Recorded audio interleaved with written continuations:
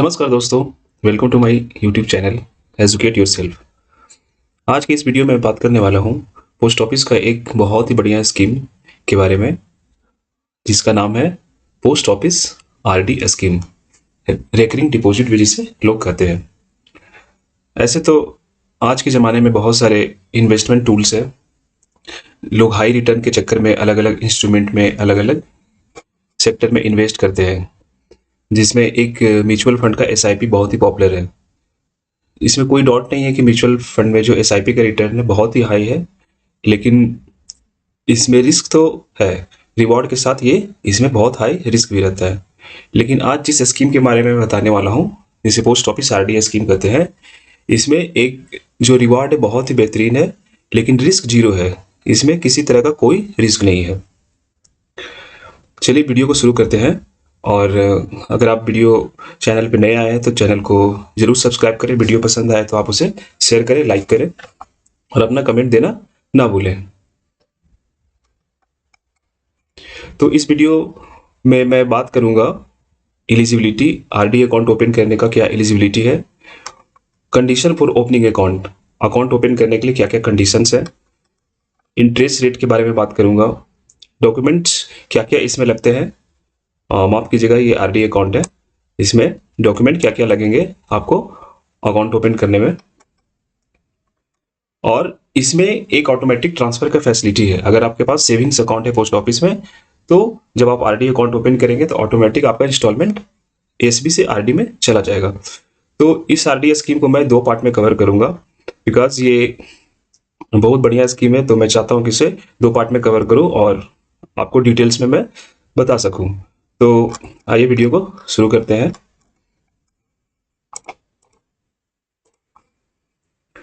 पहला है एलिजिबिलिटी। तो अकाउंट, ये आरडी अकाउंट कौन कौन से लोग ओपन कर सकते हैं। तो पहला देखिए, an adult means attended the age of 18 years. वैसा पर्सन जो 18 साल या 18 साल से ऊपर का एज अटेंड कर लिया है, वो इस अकाउंट को ओपन कर सकता है। और 3 एडल्ट ज्वाइंटली, और अगर ज्वाइंट अकाउंट की बात किया जाए तो 3 एडल्ट मिलकर इस अकाउंट को ओपन कर सकते हैं। और इस अकाउंट को एक माइनर भी ओपन कर सकता है अगर वह 10 ईयर या 10 ईयर से ज्यादा एज को अटेंड कर लिया है, वो तो खुद से अकाउंट को ऑपरेट भी कर सकता है। और 10 साल से अगर नीचे है उसका एज, तो उसके बिहाफ में उसका गार्डियन उस अकाउंट को ऑपरेट करेगा। Person with on sound mind भी इस अकाउंट को ओपन कर सकता है। आगे देखेंगे कंडीशन फॉर ओपनिंग अकाउंट। इस अकाउंट को ओपन करने के लिए क्या क्या कंडीशंस है। तो सबसे पहले बात करेंगे मिनिमम अमाउंट, कितने मिनिमम अमाउंट से आप अकाउंट को ओपन कर सकते हैं।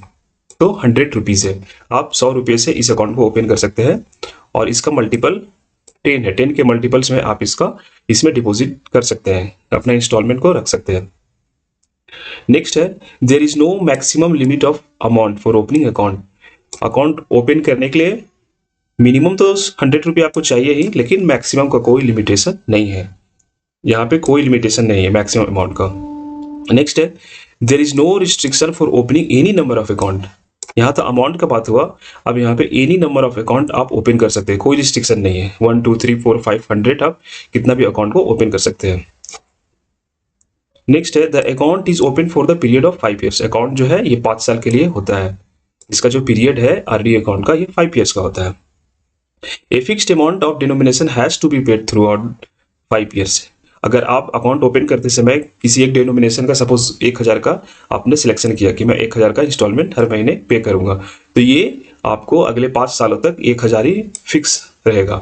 ये अमाउंट आपका फिक्स हो जाएगा। The denomination can not be alter, denomination को आप अल्टर नहीं कर सकते हैं। और ये अकाउंट जो है पोस्ट ऑफिस का, ये स्कीम जो है, आप हेड ऑफिस, एचओ और सब ऑफिसेज, ब्रांच ऑफिसेज, सभी जगह आप इसे ओपन करवा सकते हैं। आगे हम देखेंगे इंटरेस्ट रेट। इसका इंटरेस्ट रेट क्या है। तो करेंट रेट ऑफ इंटरेस्ट है 6.7%। 6.7% इसका इंटरेस्ट रेट है, अभी करंट में चल रहा है दिसंबर 2024 में। और ये इंटरेस्ट है जो क्वार्टरली बेसिस में कैलकुलेट होता है, और ये कंपाउंडिंग होता है, मीन्स क्वार्टरली इंटरेस्ट कंपाउंड होता है आरडी का। इंटरेस्ट रेट जैसे सभी स्कीम से हमारे पोस्ट ऑफिस का, फिनांस मिनिस्ट्री द्वारा ये इसका इंटरेस्ट जो है क्वार्टरली ये चेंज होते रहता है और ये एवरी क्वार्टर में फाइनेंस मिनिस्ट्री के द्वारा अनाउंस किया जाता है। और अभी ये जनवरी महीने से 2025 से ये नया इंटरेस्ट रेट का चार्ट आ जाएगा जो कि दिसंबर में ही अनाउंस होगा। If account is open by cheque then date of realisation of cheque is the account opening date. अगर आप चेक के थ्रू अकाउंट ओपन करते हैं तो जिस डेट में आपका चेक रियलाइज हो रहा है वही डेट आपका अकाउंट ओपनिंग डेट हो जाएगा। नेक्स्ट है if the depositor wishes the account can be continued beyond 5 years. ये अकाउंट जो है 5 साल के बाद भी आप कंटिन्यू कर सकते हैं। मीन्स ये अकाउंट होल्डर के विश पे डिपेंड करता है, उसकी इच्छा पे। अगर वो चाहे तो 5 साल के बाद भी अकाउंट को विथ और विदाउट डिपॉजिट वो कंटिन्यू कर सकते हैं। आप फर्दर इंस्टॉलमेंट जमा कर भी सकते हैं या विदाउट इंस्टॉलमेंट भी 5 साल तक आप कंटिन्यू कर सकते हैं। डॉक्यूमेंट्स रिक्वायर्ड, क्या क्या डॉक्यूमेंट्स रिक्वायर्ड होते हैं? माफ कीजिएगा, ये आप इसे आरडी समझे, this is not SCSS, this is RD. RD account के लिए क्या क्या डॉक्यूमेंट्स चाहिए?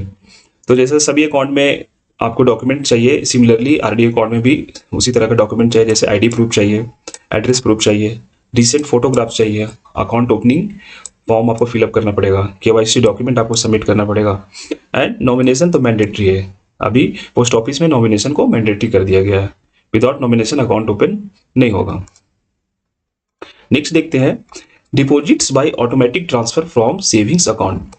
ये एक बहुत ही बढ़िया फैसिलिटी है। मीन्स आपका अगर एसबी अकाउंट है तो उससे आपका डायरेक्टली आरडी अकाउंट में इंस्टॉलमेंट ट्रांसफर हो जाएगा।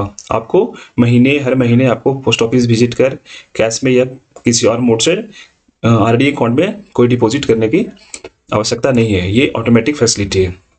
इसमें हम पॉइंट देखते हैं, facility for automatic transfer of monthly instalment from SB account is available. Automatic transfer ये कौन कौन सा केस में परमिसिबल है, आइए हम देखते हैं। जैसे कि from the post office saving account a depositor to RD account, एक एसबी अकाउंट से आरडी अकाउंट में ये ट्रांसफर हो सकता है। जो अपने नाम से ही, डिपॉजिटर का नाम से ही वो आरडी अकाउंट और एसबी अकाउंट है। दूसरा कंडीशन क्या है, from the post office saving account to a depositor of RD account standing in the name of his spouse and dependent. अगर किसी एक डिपॉजिटर का सेविंग्स अकाउंट है और उस डिपॉजिटर का स्पाउस या उसका डिपेंडेंट आरडी अकाउंट ओपन करता है तो इस केस में भी सेविंग्स अकाउंट से ऑटोमेटिक ट्रांसफर आरडी में हो जाएगा। थर्ड है from post office savings account of a joint depositor to RD account standing in the name of same depositor. अगर एसबी अकाउंट ज्वाइंट है तो आरडी अकाउंट किसी एक अकाउंट होल्डर के नाम से है तो उस केस में भी, माफ कीजिएगा, उस केस में भी एसबी से आरडी में अकाउंट इंस्टॉलमेंट ट्रांसफर हो जाएगा अमाउंट।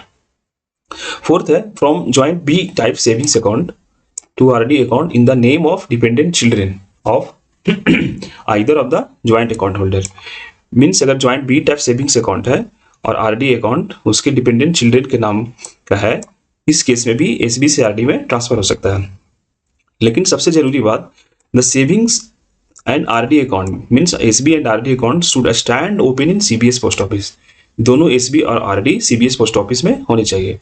लेकिन अब हमारा post office almost I think 100% CBS हो चुका है, तो अब ये फैसिलिटी इजीली अवेलेबल है।